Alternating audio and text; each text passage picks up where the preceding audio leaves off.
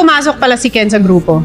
That time po, nag-stop po ako sa study kasi po, ewan ko po ano pumasok sa isip ko eh. Sabi ko lang sa papa ko, pa gusto ko po magpahinga muna. Tapos bigla akong sinat neto na ganito daw.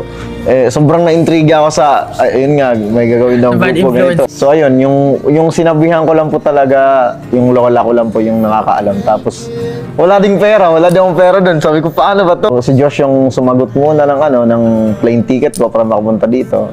Idol Josh, gano'n mo tawag sa akin yun, Idol Josh. Pasali naman ako sa ano nyo, pa-training naman ako sa grupo nyo. Kahit sa gilid lang ako. Opo, sa Sayon po. Pero nakita ko po sa kanya, passionate talaga.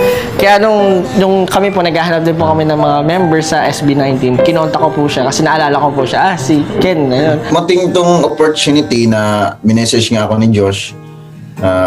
Gusto mo ba recommend kita na mag-audition sa namin. Pero yung problema ko talaga kasi wala akong kapera-pera talaga.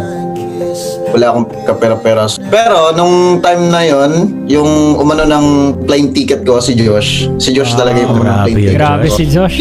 Looks like we made it. Look how far we've come, baby.